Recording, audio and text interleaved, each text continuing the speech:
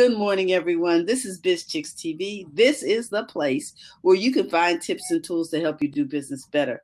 We're here to help you run a profitable business that's fun to run. We're here to take the hassle out of the hustle and to get you started in a big and successful way. Today, we're going to be talking money. But before we do, I want to introduce my co-host, Ms. Francine Gregory, real estate entrepreneur extraordinaire and tech diva. I'm Terralina from California Cover-Ups. And today, our host is Coach Caren Fern, all the way from Toronto, Canada. Aren't we blessed? Hey. How you doing this morning, Caren, our money coach? I am doing so well. I'm just falling over myself with, I'm always in happy land, but my son said I live in my happy bubble. That's cool. I like happy bubbles, don't you? Me too. And, it's gorgeous. And I was just working on one of my chapters in one of my books. And so, sometimes because I've been writing it for a while now, I put it aside and taking a break. And so I was back at it and reading through it. And you always surprise yourself. You write some stuff, you leave it, you go back, and you're like, I would have read this book even if it wasn't mine. So that's really excited. You find out you really have some profound statements, right? Yeah. Oh, that was good. So that was good. Make me happy. So yes, Sterling has introduced me, Caren Fern, your money mindset coach and the founder of the Money Mindset Academy, soon to open. And today we are going to talk about the word courage, but a courage to be rich and wealthy. Mm-hmm. And the key, I want to put in this tagline, the key, and I think I've heard it somewhere before. Can't remember if it's totally mine, but I know I heard these words before some way. But I used to keep saying it, and I dig it up out of one of my notebooks that I had, one of my journals that I had it written in. Mm-hmm. And I thought it just fitted. The key to life is order. And when we are out of order, we know it. We can feel it from the crown of our head to the sole of our feet, whether we want to admit it or not. And as the words came to me and I looked at it, and when I finished reading my Bible today, and I was just thinking about, because what I was reading, it was just I'm in Genesis. I'm really reading down the whole thing. And I said, this statement is so true, because we could not be adults before we're kids. So life is really in order. It's when we get disorderly, get out of order, that all these things happen. And sometimes it's hard to tell somebody who's in a bad state that they're out of order. That's why this state is visiting them, because they're like, well, I didn't do it. Like, what are you talking about? But you have, in some shape or form, willingly, or because, well, most time it's willingly, but you might not have think it's willingly. It really is. You say yes to participating. That's the thing. You might not know that you said yes, but you said yes into participating. And when you say yes, you are part of that disorder. I remember I got 6 lashes in school because I like fudge, still like fudge. And a guy in my class, I didn't know he stole it, but we had this big store called Guyana Store, so it's like a mall in there, but it was so gorgeous and pretty and everything is just pristine. And he would go in there and steal the people's stuff. So it was open area, which means you can get all your sweets. You can just pick it up and go cash it out. Nothing was handed. And in Guyana, everything was over a counter. So this was like new territory for us. Everybody was happy about it to go and admire. He took it a step further and he stole the fudge. And we didn't know that he stole the fudge. So the principal came around and said, who eat the fudge from Little George? And of course, we were feeling great. So we're like,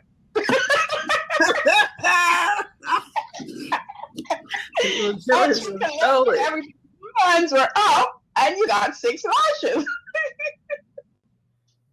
And she explained why we're getting the licks. She says, because we are part of the problem. He stole it, so we're an accomplice. Because we ate the fudge. And even though we didn't know we had a right, we're old enough to ask him where he got it from. She said, his mother's not standing in the kitchen making several flavors of fudge. She doesn't have the time. He doesn't have the money. had orange fudge, he had chocolate fudge. I can't remember the other flavor, but we were excited, at least I was. So the next time he came with anything, let me tell you, I wanted it, I looked at it, I stayed clear from it. I had friends who ate it. She didn't know, but when she found out, they ended up getting 6 more lashes. I was not in that pile anymore because. Which means George has you learned your lesson the first time. Yes. And that's all about order, right? Yes. I'm not. People would say I'm playing a goody good shoe, but that's not the point. I am involved in stealing. That's not my MO. I'm never a stealer. Why am I going to let somebody make me an accomplice unwillingly? Receiving stolen goods. Yes. No. I don't know about consuming, but receiving it. Yeah, right? So, life is really order. So today we're going to talk about 4 things, 3 main, and number 4 is really the roadmap to get you there. And we visited some of this before, but we'll revisit it again. So number 1 is leaving your comfort zone. And we all have them, really and truly. The courage to leave your comfort zone. And it really takes courage. And it's a daily thing. It's not like I got this whole bunch of courage and I'm never going to do this again. Like you literally have to pick up the word courage, hold it in your hand, if you will, and just march along with it until it becomes part of you. And there's days you're going to need more courage than others to get you through whatever is happening, And number 2 is how do you or we or I live within that scenario? And that's what I was presented. And what are the benefits of staying where you are personally? Because when we stay in our comfort zone, there is a benefit to it. Most of us will not want to admit there's a benefit, but there is a benefit. Like, my husband and I are together for a number of years, 37 years. This year, we married for 25 of those. And so it's very comforting when we're hanging out if he had a day off and we lie in bed and we got up late or he got up and make breakfast and we just scoot around the house and do nothing or go out or, that sort of thing. But we couldn't do that every day. It is comforting, but we couldn't do it every day because we're responsible adults and we know that's not how the world works. But if you were to decide to stay in it and said, well, I don't have to do anything and I don't need to do anything, and you stay in that comfort zone, after a while, it just becomes the thing that you do. And it gets hard for you to come out and do something else. And really, that is so hard for so many people because they might identify it that way, but we all get into comfortable places and we don't want to move from it. I'm a homebody. I like to go out. I love people, but I'm a homebody. I have to be really, and my husband is quiet, but he's more a person that would come in, get a shower, and go back up. I'm finished for the day and that's it. And I could relax, do dinner or something. But he has always been a person on the go. And I like that about him. And I admire that about him because, when I want to really get there, he'll say, "I should leave the house." Did you go today? He will ignite that part of me. And it's good because I would be just comfortable because I don't need to, or I go because I need. He said, "Why you have to need to? Just go." So I'll just pick myself up and go, or you pick me up and we go. And it's not a bad thing that I like it. It's just that it drifts itself over into other areas. And I could see the pattern. So I recognize it, but it took me a moment to recognize when I'm falling into the habit, to adjust, get myself out of it. So I'm going back to number 1 and I'm going to elaborate it because you guys know I like to go through the whole thing and then come back. And number 4 was the roadmap to get yourself started on your journey. But I'm going to finish up speaking on the comfort zone because it is the reason I have it at number 1, too. It's just the word comfort just says the whole thing, but it's so easy and it's so simple. That's why we stay there That's why if you are in a job and you're complaining that I want a raise, you're not going to leave. Most people don't leave, even though they'll tell every single person I meet, I want a raise. They wouldn't leave because they are accustomed to going in. They know the routine. They can get the work done. And although they want more money, they don't necessarily want more responsibility. So they're quietly talking about the raise. And if they are honest, they know that if you get a raise, it's going to bring more responsibility. I don't care if it's just moving the book to the other side. They're going to find something to add to that raise. Nobody gives you a raise without adding something to it. Mm-hmm. That's a given. Caren, I think I missed number 3. What was number 3? Number 3 was what? So number 3 is what are the benefits of staying where you are personally? Okay. Mm-hmm.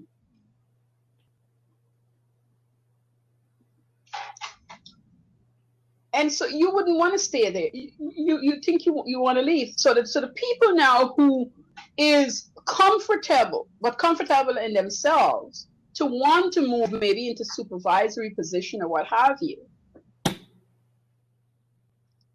they are still not warm by the big step, because this is the movement from the worker to the supervisor. Some people think it's this, but it's really this. Because if you wanted to go any further and climb the ladder, then we'll be doing moving shifts. And how would you do that? You can, but it would take you so many years if you stay where you are to climb. But if you were doing well and you become a supervisor, to get to the next level, you probably gonna have to go take some classes out of your comfort zone, meeting new people, having a professor tell you the stuff you're doing is not right, because he got to correct you. That's going to be part of it. If not, you don't need to be in that class. You're probably going to have to go on a workshop. They're going to send you to do things or they might have a speaker come in and you will have to do some things. If you're not willing to doing that, you're not growing. You're in your comfort spot and you're not going anywhere. And when you have a conversation, after a while, you will say, people come after me, they got a promotion. But you did nothing in your space. You did nothing. I know a lady, several people at different point, that, the business that the people had, she outgrew them. They were growing. She wasn't growing. She was told within the year that, people are going to get laid off because they're focusing on going online. They're focusing on getting things rolled online. And she keeps saying, she's been here since the business was started. No matter if they go online, they're going to need her. There's no way. Well, she didn't get through the program, but there's people who did. And of course, she was only 47, so she couldn't believe they would just let her go and give her a package. Yes, they let her go. And the people who were actually stepping up stayed in there and grow with a company. Another guy I know who, lost his job because he wasn't doing any movement. He was there sitting still and saying they need his skills, so they wouldn't let go of him. They would get somebody with better skills. Because if I'm running a company and I don't even know how to grow myself, I'm going to find people who will come in and grow me further, because I don't know. So I'm willing to pay for that, because they're going to come in and do some stuff for me that I don't know. And it's good for the company. I used to be attending this program 2 years ago, and this gentleman was in fitness. And most people who want to start a gym, want to open a gym, he said to us, was a meetup. He said to us, everybody told him not to open a gym. It is difficult. It's hard. It's a lot of investment. Everything is online. And he's a personal trainer. And he was doing 1 and 2 people. But he sat down and he calculated how much it would cost him. And so we run some numbers while we're in the group and we talk about it. And he had an idea. And there were some people for it and some people against. And the group rarely met. And that was part of the what we would do. Yes, exactly, Dr. Vibe. Exactly. And so he had this idea. He had a friend who used to go into offices and would do talks and speeches. And he said to the friend, could I come with you and talk to the manager? And so he's just targeting little companies. And so as he is going about setting his gym up, because he wanted a personalized gym, we got the Fit Fly for all those, but he wanted to get something intimate where people will know him and talk to him. He had his blueprint out. He had everything set up. And what he would do is go with his friend. And so once his friend finished talking, he would introduce himself and say, hey, man, the guys that are working for you, if you want to keep them here and they're good to you, because as most computer companies are going to, this would be the place for them to come. Didn't matter the size, the way my staff would deal with them and I would deal with them would make them comfortable. And he had his spiel, more than what I'm saying. His gym had a waiting list. He didn't go the regular way. He didn't wait for people to come and sign up. He didn't discount his prices. He's more expensive. He is a top of the line gym guy. It's not cheap to go to his gym. Dr. Vibe says the employees need to think that they can do with the skill that companies are giving them. Yeah. They want to need it. People want to be validated. So his gym was doing great. He opened a second gym. Why?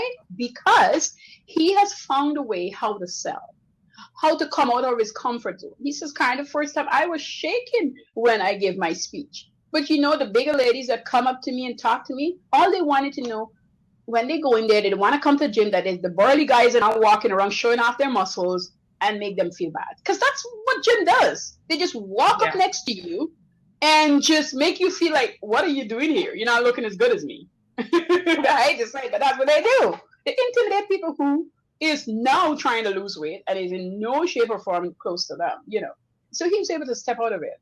And in every little thing we do, if we could step out of what's happening to us at the moment in time, I like to say in spite of.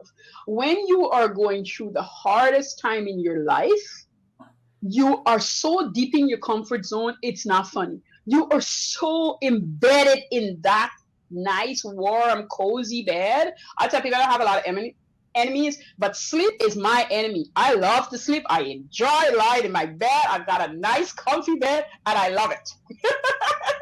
But I recognize what that does for me, so I have to keep myself on target. When the time comes, I have to get up because I love my bed. Everybody's got a place that I love, and that's what I love. So, I make it cozy. It is wonderful, but it is my enemy. I love to sleep. I sleep at the drop of a hat. I go in my bed and I lie and I go to sleep. I have no problem dropping to sleep. I don't be awake. But I know it's my comfort place. So I know that if I'm taking a day off, it is my day off. If I'm deciding to just relax, I'm doing so. But it can't interfere with what I do on the regular. I am not a doctor, but I know a lot of people are depressed and they'll say, I am not. But their depression is the sleeping kind. It's the kind who makes them wanting to just go to bed and just be in the bed. And when you're in there, they go through a lot of different times. Wake up and tomorrow's another day. It's like, okay. Yes. I had a friend who used to go through it a lot. And, I would call her, wake her up. And we had this thing I said to her, I can't help you if you don't want to help yourself. And so I'd wake her up 4:30 every morning and we'd talk for half an hour. And we'd pray and we'll talk and we'll pray and we'll talk. And, those days she's up. But of course, we dropped off because I said, I can't be your next crutch. Like, I can't substitute you not sleeping in by being with you.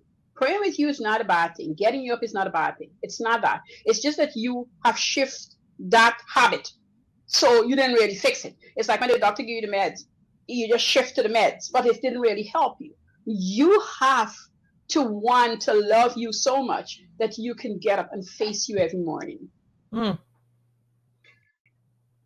know it sounds self-obsessed, but there's things that you need to tell yourself that nobody else might have told you.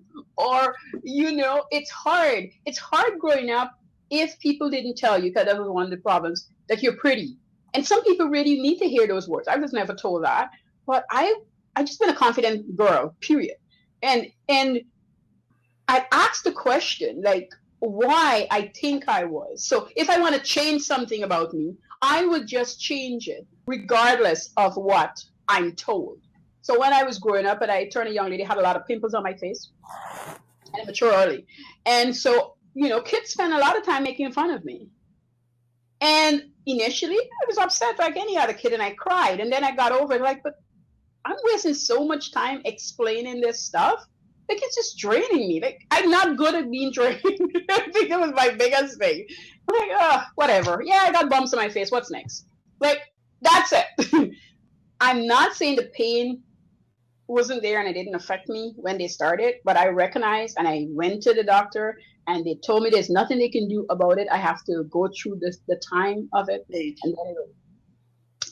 And once I was told there's nothing they can do about it, I didn't understand why my grandma need to get me cream, because if it's not going to help, why am I rubbing the cream on my face? And it's hot in Guyana. So I just stopped rubbing the cream and just let the bumps run their course.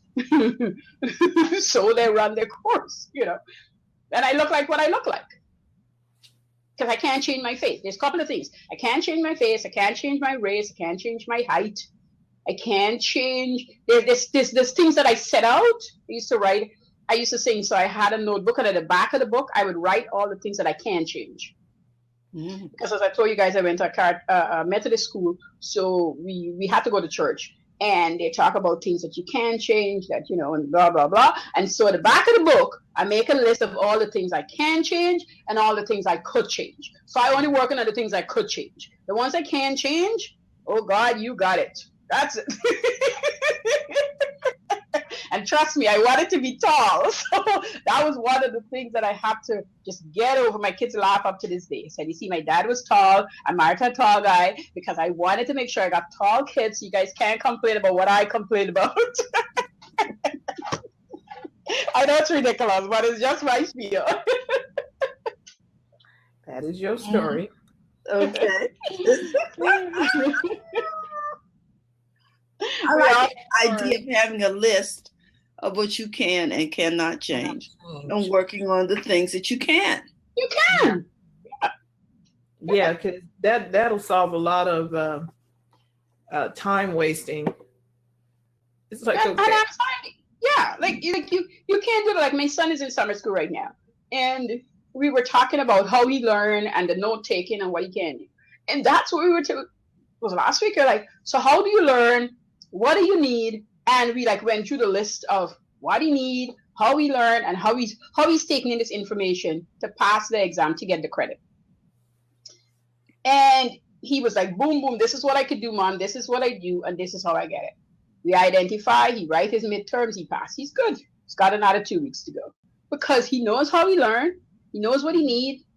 He's a person, he's very, things has to be detailed for him. And that's not happening in his classroom. So he said, well, I don't get everything that she's talking about. So when class is over, he goes back to her and he says, I miss this, this, and this. Or he asks a friend. And so he's caught up so that once it's in his brain, he'll keep it in. And he's able to write his test when the time comes around. And you got to know how you learn so that you will be able to actually learn. Because we all can learn. We all can really learn anything. We just have to figure out how we learn. And don't worry about how anybody else learns. You really got to know how you learn. Nice. And then number 2. Oh, sorry. Any questions? No. Go ahead. Because I was want to ask about number 2. Go ahead. Yeah. And then number 2 was how do we live into that scenario at present? And I basically cover some of that in number 1. But we live into the scenario, to go more in depth in it, in blaming people. This is the reason why I am not patient. This is the reason why I'm angry. This is because all these people do all these things to me, that why I can't come out from this holy grail that I'm buried in. It is a continuing learning journey, every day. And nothing is happening to you unless you let it happen. And I know when I said this statement, I get a lot of lick from it.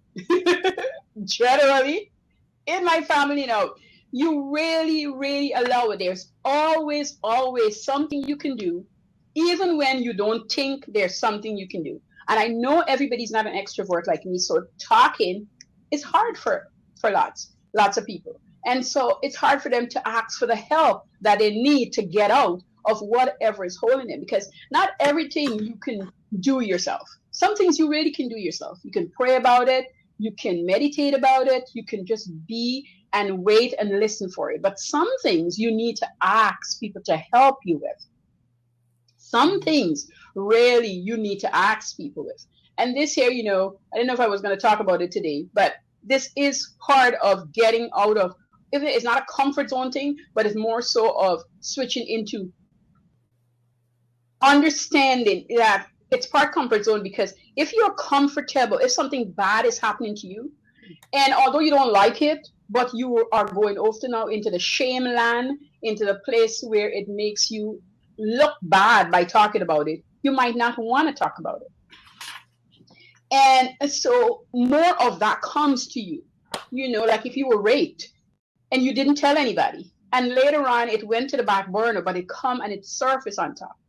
There is a whole bunch of things that you now had to deal with because you didn't talk about it. If you were abused and you didn't talk about it, there is so much thing that plays. So you live in this space where you're afraid all the time, you're worried all the time, and you can't really live to the fullest self that you need to be. I remember, I probably did hit about 10 at a time when I wasn't raped, but I was just about to be. And I remember there was a sound, and I don't know where it came from, and the guy jumped off of me, and I was crying like crazy. And I'd seen his face, so I know who he is. And he was the lady who was renting from grandson. And his mom used to send him to pick his grandmother up, to take her to church every morning for morning prayer. And he comes to walk her. I didn't know he came to do that, but I got up early to have a shower. And it's outside bathing. And so, it was easy access to me. And I was screaming. And then I went really dead quiet. And that's when the song, he jumped. And when it happened, I was crying. I didn't know what to do with myself.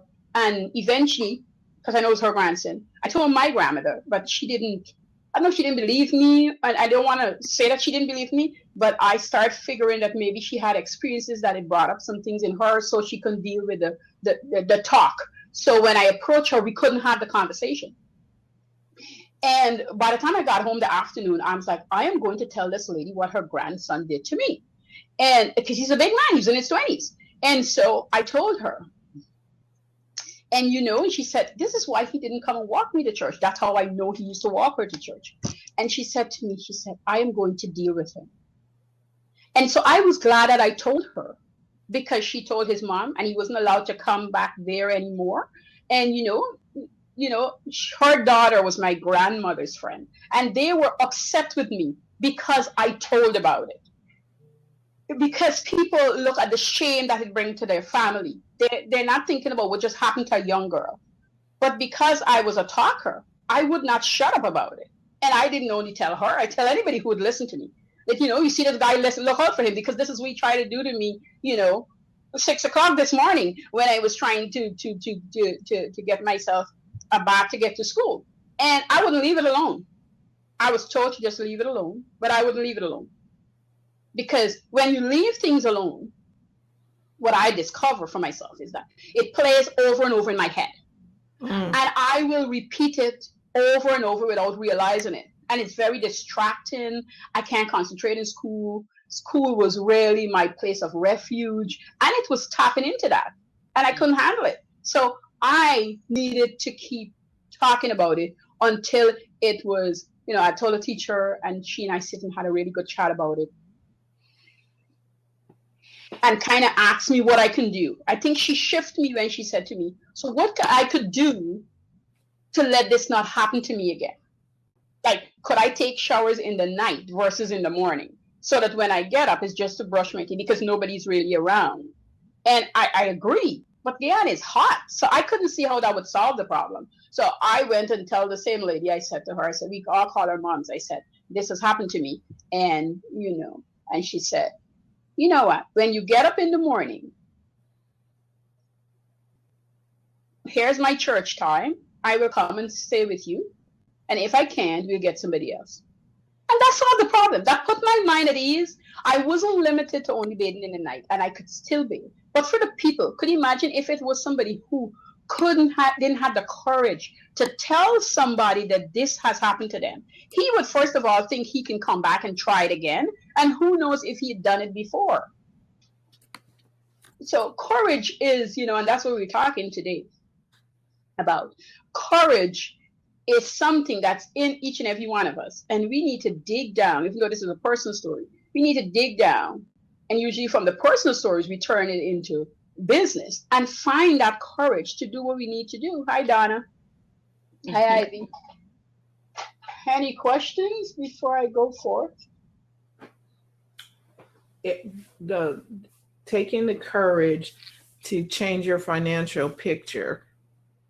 The courage to, so today we're talking about courage to be rich and wealthy.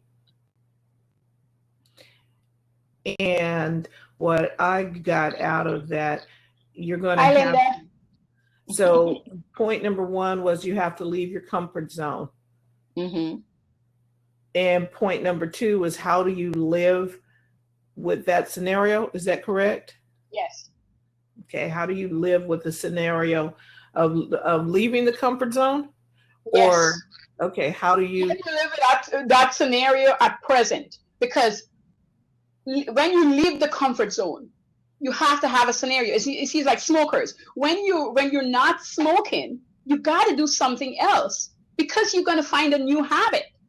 Okay. And that habit might not be good. So you have to look for a new habit. It's like, and I tell you guys too, I love watching TV because I never had a TV before I was 26. I never watched a TV. So of course, when I come to Canada and I get a TV, I am watching and I'm watching. I didn't have a job, so I'm just watching TV. Come home from work, when I get a job, I'm watching TV. When I'm finished school and I finish my homework, I'm watching TV. That's my refuge. So I know it's a bad habit. So I literally give myself time out from TV. Like I ban myself from TV for a month. Sometimes I go on a month fast of TV. Sometimes I go on a Monday to Friday fast and only watch on the weekends.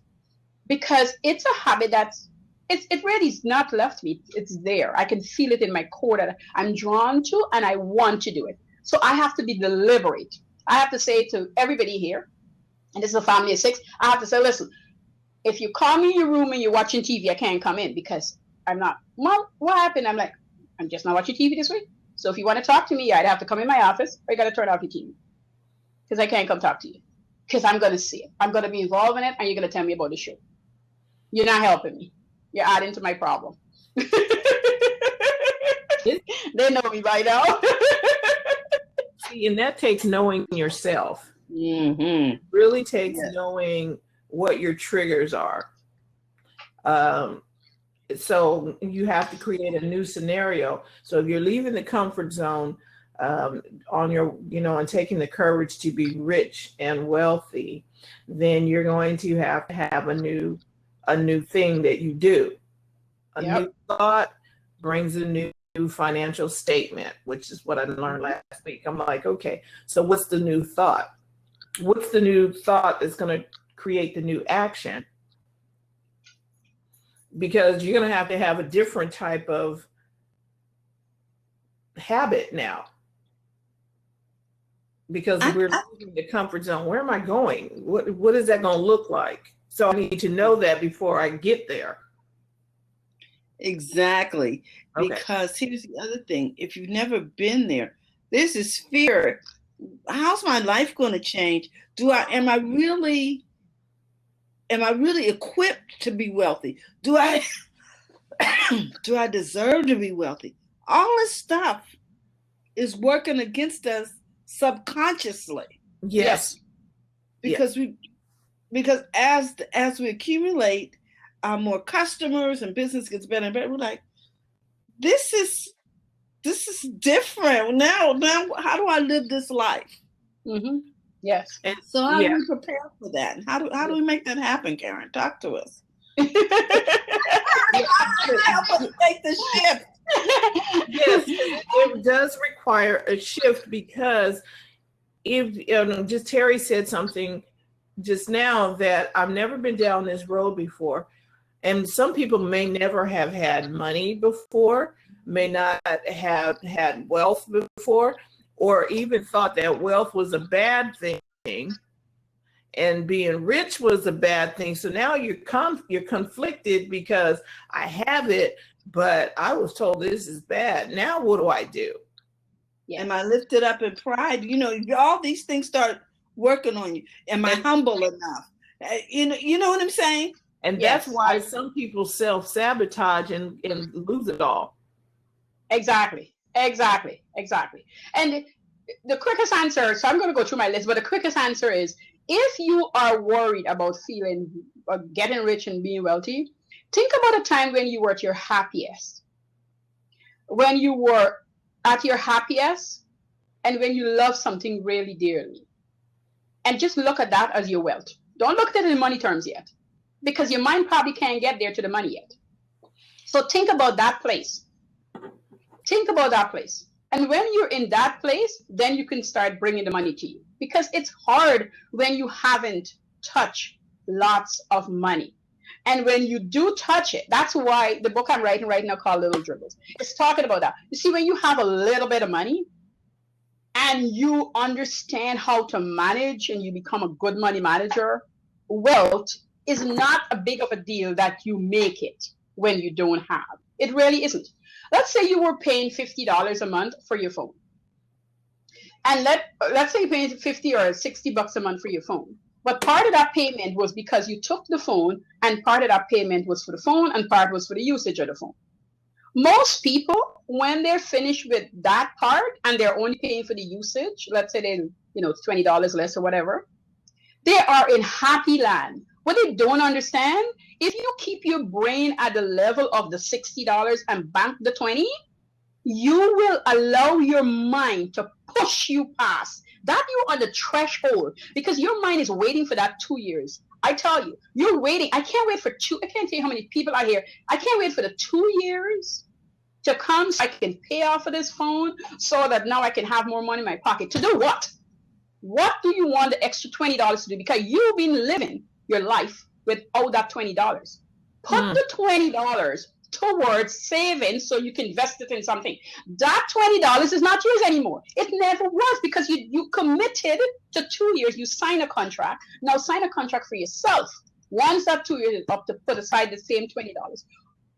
I want you back in your happy place, because when you're in a happy place, you could think about anything. You're not stressed out about money. You're not stressed out about bill. That's why I love happy bubbles. When you're in those places, you can really dream bigger, because there's no barriers. The money is secondary. It's strictly your mind. The money is secondary. Every business starts with one person. Nothing, or really nothing. It's just a dream. Whether they're going to get investors or they're going to take savings, it's just a dream. That balloon that, Donna put up there, that's what you've seen. You've seen all these different things that you want, at least for me. And I know most dreamers, that's what you see. You see the full big picture. When you got to dwindle it down to the one main thing to do for the day, that's when everybody freeze, everybody gets into overwhelm, and everybody is worried that they can't do it. Mm-hmm. That's really what confuses them. But that dreaming moment and that dreaming time is where you put everything aside. You don't have to worry about a rich guy and what a rich guy. Because let me tell you, all the rich, foolish guys are the same poor, foolish guys along with them. They're side by side. There's rich, good people, and there's poor, good people. There's, every class. Like there's poor people, and then everybody said there's the middle class. But it's not true. There's poor people, and then there's the people before you get to middle class, and then there's the middle class. And then there's the people just past the middle class, and then you get to the rich people, and then in between there, and then you get to the wealthy people. So there's a whole bunch of in-between people that happen in there. And trust me, everybody's at their level in a lot of things that you're feeling in your poor state.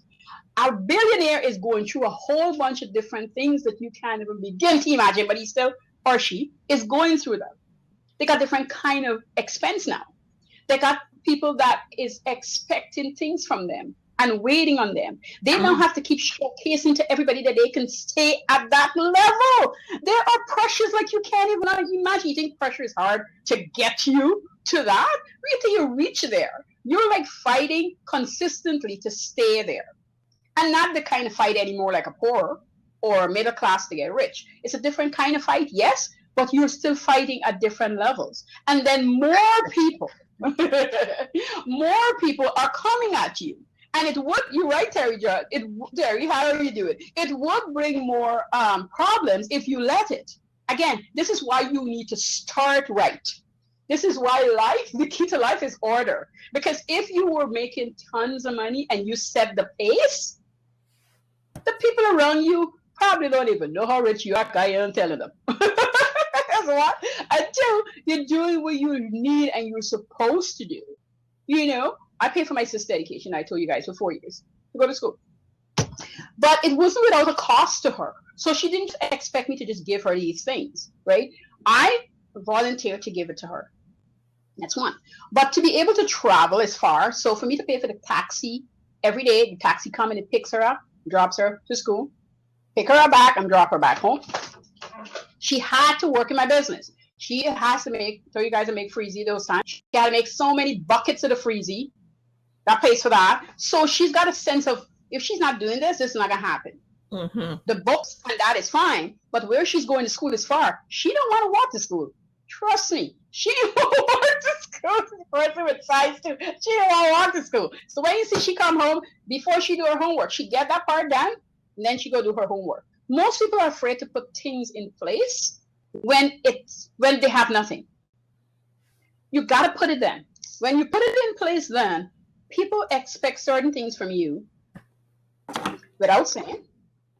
They mightn't ask you, but you have to put a cap in it. You can't be afraid. You can't be afraid to say, this is where, not to them, but to yourself. I often tell people it's not to the people, it's to yourself. I tell a friend this, like, I've got a certain amount of monies to give gifts and for the month. Yeah. If you didn't fall into the bracket, I know it's wrong to some people, but to me, that's me. That's where it sits. So I've got birthdays coming up and weddings coming up, so a couple $100 going to go here, couple whatever, and it's set. So if I know early enough that's going to happen, and so I'm planning for it because I want it to happen. When I first give my first bonus to my worker, I know she's going to get a bonus. She don't know, but I know. So the beginning of the year, I starting to set up for the bonus. So at the end of the year, she's going to get a gift basket and a bonus. So the money was coming in. So I don't feel the pressure to go find the money because it's been set and there's a plan in action. There's an order of things to get in action. So when people say they got a lot of money and everybody want their money and they find they can't control it, it's nothing to do with the other people. It's they themselves. They have told the people, hey, I got a whack of money. I don't know what to do with it. So try to help me, tell me how to spend it now. Because you told them, even though you didn't think you tell them. You tell them with your behavior, with what you do, what you say, how you behave. You're telling people that you can take advantage of me because I really don't know what to do with my money. I'm a bad money manager. So come help me spend it. That doesn't mean, and people keep thinking when people got a lot of money, they should just give the money away because they know what to do with it. So you don't get any more, it's going to be gone. So Terry talks about this a lot. It seems like people can smell when you have money. Is because you don't, because the person may not manage it well. You have a tell. When you're in betting or when you're playing poker, a tell is you showing your hand. You're showing something that you're giving off some information. So what you just said is that you're telling people exactly, you're telling people that you cannot handle money. Even though you're not saying it verbatim, I can't handle money. You're telling them that you can't handle money because you'll say yes when like the kids or somebody comes and says, okay, can I have, but they're not a part of the program, but you still say yes anyway. Yep. I tell people, my kids are no better roses. We got problems like anybody else, kids and the mother. But my kids know when they come into me, they got to come with a full-blood story. They don't like it, but I know they don't. They got to come from the head to the tail. They got to come with a whole plan in action. And I don't do it because I'm wicked. I'm just doing it because I want them to have the thought process to know. So if Paul come and said, Mom, can I borrow $60? He knows it's going to cost him interest. So he has to know that he's willing to pay me about 70 or 80 bucks. That's how he's going to get $60. And I'm not joking about it. I'm not joking about it. It's a different scenario if myself and my husband want to get something for our grandson, and that's what we decide we want to get for him. That's a different story. But if you're telling me you need this money because you don't have enough to do something for your son, but you didn't plan ahead because you know you got a son, it's not a magic, he's 4. You can't just come out of there. I know things happen, but you obviously is in la land. So you don't want to come have that discussion with me? Because nobody wants to really come have the discussion with me, to be honest. Because they know they're trained. So, we got to have the discussion. And so move that aside, move your family aside. Friends, we do this with them all the time. We get to places. There's a show we got, I can't remember the name of the show, but, they get out there and they're showing off. So there's a round of drinks come around and everybody's paying for the round. And everybody else don't have, and everybody's paying for the round. Why are you paying for the round of drinks? I don't care how much money you have. If you took people out and you decide you're going to pay for the round of drinks, it's fine. But don't just do it because you want to showcase that you have money. Like when me and my girlfriends go out on somebody's birthday, we all chime in and we would each come together and pay for the person's birthday. A good friend of mine, once I wanted to do it for her, and I said to everybody, I'm going to pay for her dinner. So you guys don't need to. But that's in advance. I'm not waiting. I don't know this is what I want to do. I've decided this is what I'm going to do. This is I just whip out my credit card and go crazy. Want to do. Because you're teaching people every minute of every day how to treat you. Whether you like it or not. You teach them how to treat you. You tell people what to do to you. And they keep doing it. Well, let me say this, that we are where we are based on the decisions that we have made. Yes. Say informed decisions or ill-informed decisions, regardless, we made a decision. Even a decision not to decide is a decision. Thank you. Thank you. And I see us do this all the time. Now, my daughters are in their 30s. So, I've watched them do a lot of weddings, these girlfriends, that have really gotten out of control since all of these reality shows. Yes. Now it's like, if you're getting married, it's like a 1-year marathon of events. I'm like, yeah. Don't let me get started on that because I was a maid of honor. Okay, so by the time the person is married, the individuals involved in the wedding have spent over $4,000 or $5,000. Terry, I think you're talking about $40,000 or $50,000. It's just no. I was talking about the other people around, not the bride, but the other people, right? The bridesmaids. Yes. They got to go to the bachelorette party. They got to pay for the venue. Now we're going out the night before the wedding. Yes. Now we got dresses. Well, it used to be just expensive enough to have to get the dress, the shoes, the hair, then you got to fly there. Now you want to have the wedding in Jamaica. Okay, we live in California and Texas and all over the United States, and we all got to fly to freaking Jamaica for a 30-minute wedding. It's a destination wedding, Charlotte. It's a destination wedding. I'm just saying to you. I hear what you're saying. I know what you're saying. There's nothing wrong with Jamaica.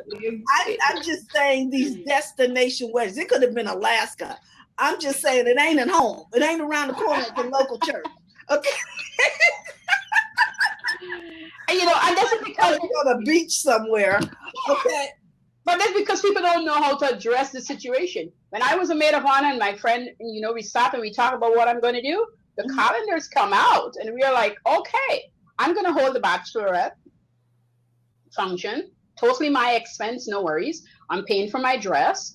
When we went to pick the dress and we agreed upon it, how many fittings we're going to need, went in, get that done. After that, anything in between there, I'm not involved in. And I felt no way saying it. She is a friend of mine for, here's the 17. We were friends for about 16 years. Yeah. I said it. I said to her, I'm not going to be jumping at every nonsense that you guys going to do. I'm very busy. Check it out. Now we got a budget for this wedding. I'm not sure I got a budget for the wedding. And it's not just enough to have the bachelorette weekend. We all got to have T-shirts. We all got to have a little black dress. I mean, it's like, oh my gosh. Ridiculous. And I'm not playing a part of it. No. And I'm saying this because we're talking about money, and how we make these decisions, and no is a complete sentence. I agree, Caren, that we set our boundaries, because one of the young ladies who's actually participating in the wedding was talking to another one of the ladies saying, my house is in foreclosure, but she's planning the bachelorette party. And the other ladies listen like, what the heck? Why would you do that? We're still planning to go to this destination wedding. But, our minds. It is because and most people are. Go ahead. And most people, as I said before, is in this shame scenario. My friend, a good friend of mine, had said to me, Caren, I can't believe that you just asked these questions. Yeah. When you tell me something, I want to find out X, Y, and Z, and I'm not ashamed to tell you, I do not have the money to do that. And it doesn't mean I don't have money. It just means I don't have the money to do that. I don't really care how you look at it. I don't have the money to do it, because a friend had called me out and said, I thought you didn't have money to do this, but you're doing that. I say, yeah, I didn't have money to do this, but I'm doing that. Because my money has a different assignment. And I'm not afraid to tell you that. I'm not afraid to tell you that I signed up for A, you changed it to B. I'm not doing B. I signed up for A. Okay. Yeah. And this is so hard because we stay broke because we get ourselves involved in this competition. The only body I'm in competition with is myself. So when I decide to do something for me, when I decide to host something for me, when I decide to get something for me and it coincides, I'm sorry, I know you're supposed to be thinking about a whole bunch of people, and I'm going to talk about that in a minute. Oh, we're on. We didn't get to that before. But I need to look after me to get to you. If I am not whole and I'm not looking after me, I am really doing you a disservice.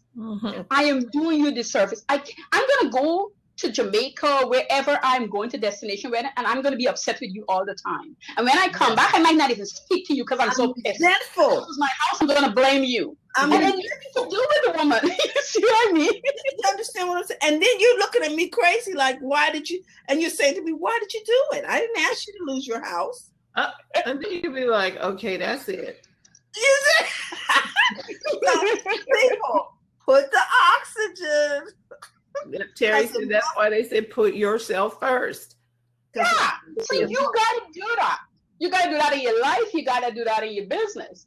And I'm going to take a little extra time with you girls because I want to really just do the outline, because we didn't do that, the roadmap to get you started on your journey. Like we need it after this conversation. Don't leave us without direction. We need the map, girl. Lead us out of here. Take us out of this wilderness. Exactly, Terry. How are you going to help them if you can't breathe? And you get to do this by first, roadmap to build your courage into being rich and wealthy. Okay. That's what we're talking about today. The first thing is saving. And you guys know I talk about this all the time. I even have it in my, my money principles. You got to do some saving. And then you got to take that saving up a notch and you got to put it into investing. And you got to do some giving. I don't leave it out. I'm not telling you not to give. I'm just saying you got to give what you have to give, what you can, what's in your budget to give. You got to be of service to others. And it has nothing to do with how much service. You just be in service of others. For heaven's sake, you could be in service of others, or if you can cornrow, to just cornrow somebody's child head. You don't have to go clean their whole house. You don't bathe the child's skin from top to bottom. Just cornrow the child head and send it off to the mother. That's it. That's your service. That's it. You don't have to do everything. You don't have to be in every function of the church. Sorry, I'm in church. I'm a Christian. You don't have to do everything in the church. Just pick and do that thing. Something for others to give. Others. Pick one. And don't be an army of one. No. And then recognize and be able to self-correct immediately. If you're in the, I did this stuff. I'm in the process of saying yes to something, and the thought dawned on me that this does not make sense. I stopped me in the midst of the sentence. I know what? I don't think that's going to work. But Karen, you just was going to say, I was going to say, you see why I didn't finish that sentence? Because it's not going to work. When I think clearly through it, it is not going to work. See, I will call you back. Say, time to digest this. Because a famous coach said, you got to go back and look at the questions. And one of our two questions, Terry and I, is it in the budget? Is it on the schedule? You have got to stop and go back and be like, okay, wait. Can I fit that in? That's part of that courage piece, Caren. Yeah, can I even fit this in? Pick up the phone and say, you know what? I did some reflection and some review, and it's not going to work. Go ahead, Caren. I'm sorry. That's okay. And don't leave when I say savings. So, I like to elaborate on whatever I say. When I say savings, you don't have to have $1 million in the account, $100 in the account. I don't care what you have in your account. Don't let your account go dry. And if you don't have, I don't have the stuff right now, but I'll bring it and pop it in here. Don't let your stuff go dry, because I do give away a couple of the principles. It's just $10 to get the whole 13.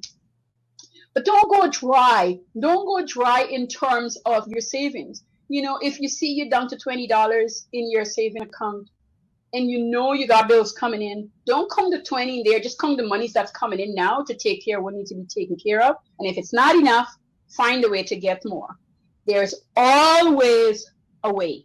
There is always a way. Even if you can't see it, there's still a way that you can get what you need to get done. It might not be in front of you at the moment in time to get done. If you say I'm going to save $20 a month, then save $20 a month. If you say you're going to save $5, then save $5. And if you can go to 20, it's fine, but save the $5. Don't go back and forth. You're confusing the flow of money. You're not allowing it to come to you. It don't know where to go. It's dropping everywhere. You got money dropping all over the place and you're not paying attention to it because you're not coming to you. Sorry. You got to be able to have that flow. So it comes there and it happens every single month. If you're going to invest $50, decide how you're going to invest that $50. $50 could be invested. Understand that it might take you a year to recoup it if you don't know how to invest it. I don't mean bonds. I don't mean that. I just mean regular investment of your time, investment. Because if you're running a business, you might need to get some time back. And so you can look at that $50, the investment of getting your time back, because you can do better things, because you're a coach and you're getting to coach people in that time because your VA is looking after some stuff. Or it could mean, you're as a social media strategist and you're doing a lot of things out of people, but you need somebody else to do some smaller work that you can pay for. That's investment in your time. Look at it. Here's how you recoup that investment. So I paid somebody $50, but somebody else paid me $200. I made a profit because I gave her $50 and I made a profit. Lots of time we only think about a profit because we give it and we get it back. You can get back a profit while you're spending money. You make a profit when you're spending money. And people, would say to me, well, Karen, is not really a profit. It is a profit on the long term, on the long end. That's why your plan is supposed to be so big and wide that you narrow it down so you can understand how the money comes in every single month. And if you work on an 8-month period, you still should be paying yourself for the 12 months. If you work on a full 12 months, then you better be paying yourself for the 12 months. Because some of us, business don't allow us to pay ourselves month to month. So we have to take that extended month, the lump sum of money or whatever we get, and we have to divide it by 12. You can't spend more than what you're getting per month. That you just divide by 12. So if you made only $30,000 for the year, you got to still divide it by 12. That is your firm and your foundation money. That's where you're taking your saving out of, your investment out of, and your giving out of, among other things. You're taking it out of it. Don't worry about the people, Sister Shingling and Dingling, who put in $40 in the plate. Put your $2 or your $5. She mustn't know how she getting your $40. All you got is God invests with you for putting in $2. He invests with you if you put in 40, and then you go home crying and say, God, could you help me if you could only give me $20? But he just give you $40. Why you drop the whole thing in the tide basket? Put a note to yourself. I remember my sister's working accountant. She just got this job and she had any money. Had to pay back rent, all sort of stuff. She lives in the state.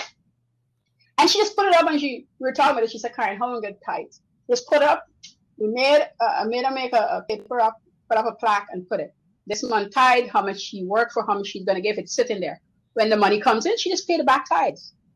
That's nothing happens. She can't pay tithes and don't have rent. She can't pay tithes and don't eat. Yeah, you can't do that. God has given us this wisdom. You can go pay there. I'm not saying I pay. I'm just saying that she owed back rent. She was out of a job. She got a job. We clear up her rent. We get a little, couple dollars and shit stuff. And month after month, we pay down the tithes. Clear with your tithes. Back on track. She would have been she couldn't. Nobody's keeping her in the place after that. First of all, they'd have kicked her out, so she wouldn't have nowhere to live. So we fixed that, because she got to think about where she's living. Then we move into the other areas, and then she do that. Now she's got her own place. So when anything with tithes, we understand giving is important, being in service is important, but you got to look after yourself. You can't give the tithes,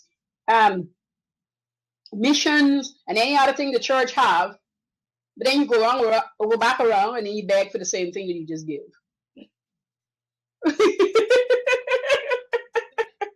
Now you're in line with everybody else. Don't worry that. You do you. You look after you. You stay focused on you. Have the courage, and just know it's okay to be rich and wealthy if that's your desire and that's what you want to do. Not for the sake, and people, and I myself used to say it first, if you don't have a purpose for your money, which is true, but lots of times when you start making a higher than you had expected monies, you start finding yourself saying, and this is true for me, you start finding yourself saying, well, I only need this. So why would I need that? Whatever that extra is. But if you continuously keep saying it, yes. And if you continue saying it, it walks away from you. Money will drip out of you and leave you and disappear from you and hide from you for a very long time. It will go between it will cover itself down, because money's everywhere, but it hides itself from you when you're not managing your money well. If nothing more, you need to be a good money manager. You build your wealth to however extent you like, but be a good money manager for the tiny bit of money. If it's $2, manage it well. Take it, don't crumble it up and throw it away. Take your money and put it neatly in your purse. It's not that you're honoring your money, but you have worked for that money. You have put in time for that money. That's what you get. That's what we get on earth. Heaven is different. This is what we get on earth. That's our currency. Because when we used to exchange chicken, and you get a chicken for something, you wouldn't take a chicken and just, what are you going to do, chicken? No, you're going to hold your chicken here because you can fly away. So you got to hold your chicken. If those of you who ever catch chicken know that they're very slippery. And if you don't know, they pick you. My aunt used to rake chicken, so run behind the chicken. And you all still holding your chicken. Most of us have had chicken experiences. Yeah. They pick you like. And you're absolutely right. If you manage well, whatever you mismanage, you lose. And I like what you just said about changing your vocabulary with the money from all I need is this to I need this to live on, but I'll set this aside for something that comes up in the future. have a reason. Now that money has an assignment, that the part that you are not using now has an assignment for future growth, for future distribution, but it has an assignment now. Because when it doesn't have an assignment, you're absolutely right. It'll go away. It'll hide from you. It'll hide from you. Because that's what really money does. People who don't have money and it's hard to come by, it's really so much, it's a combination for a lot of things. But the biggest thing that you would look at, if you had no money right now, you had no way of earning an income, and nothing is coming in and you were dependent, the first thing you would need to do, let me just say this, because there is people, and you never know who listens to the replay, that might be in a spot and say, like, this girl is talking her mouth off, but she doesn't know that I have nothing right now. I don't have anything. First of all, it's not true because you're alive. So you got a lot. Stop saying you have nothing. That is the first thing. The second thing is, if you are to sit yourself down very quietly and investigate where you are lacking, and you go and look after that, and then sell something if you're in business. And then if you're not in business and you're going to work, go to work and look into what you're doing to see how that can turn into something that you can sell. If you have no money, but you keep saying, I have no money and I can't do nothing about having no money ain't coming and find you. And if it show up, it's going to leave again. It comes in and it walks right back out. Yep. That's a fact. It come in your door and it walk out. Let me get exactly how it walk out. It come in your door. A friend of mine is do alteration. And I was visiting her and I was saying that to her. The money walk in, a couple of people came in, they paid in advance, they dropped the money in her cash register. Her husband came in, he took the money and it walked back out. Wow. Our conversation before the money walked back out was just what we're talking about here. And I said to her, the money's just walking out of the house. And she's like, no, the money walked out of the house. It was $60. It walked back out the house. I mean, she stopped sewing the pants because she was like, this happens to me all the time. And the money walked back out the house. Were he going to buy something? For sure. I'm not saying he was going to do something wrong with the money. That's not my point. But the money walked back out. So the plans she had for the money didn't happen. Oh. The money walked back out. Yep. Somebody come and walk it back out. That's how we got to contestant number 3. However, walk back out. I mean, the decisions we make today affect where we are. No! I mean, it was such a joke because by the time I finished talking, we should stop. And he didn't get to his car. She was like, put the money back. Put the money back in. It's not a bad thing. It's just that she wasn't aware that the money was coming in and walking back out. And she made a change. Yes. Key, Terry. Terralina, key. All right. Once you recognize up today, hopefully. Yeah, this is good. So once you recognize the where the lack is coming from, and once you recognize, now you need to make a change, make a shift in your prosperity mindset. TJ, I like that. You need to make a shift, like And yeah, I do like that. Have that. I do like that theory. Yeah, this is good. Definitely gonna fix this up for the replay. This was really good. Have courage. Today was good. Yeah, I'm happy with what we delivered today too. Have courage to be rich and wealthy. It's nothing's wrong with it. God wanted us to not be poor. There's no way in there he said, my people be poor. He didn't say that. So get off of the bandwagon. No. We don't need to be in debt. We don't need to be poor. Nothing's wrong with having a credit card, but don't keep paying interest on it and all that stuff. Yeah. Nice. I apologize. Well, that is our time for today. Thank you so much, Coach Caren. We definitely learned a lot. And we will be back tomorrow with Mary Taylor talking about Beyond the Quote. Please share this replay with somebody that needs some help financially. It should be available within an hour or so. And if not, just keep staying tuned looking for it. So thank you for watching the replay and the podcast. And we will see you next week. Coach Caren will be back with some more Money Mindset Matters. Thank you so much for tuning in. Bye-bye. Bye-bye. Bye-bye.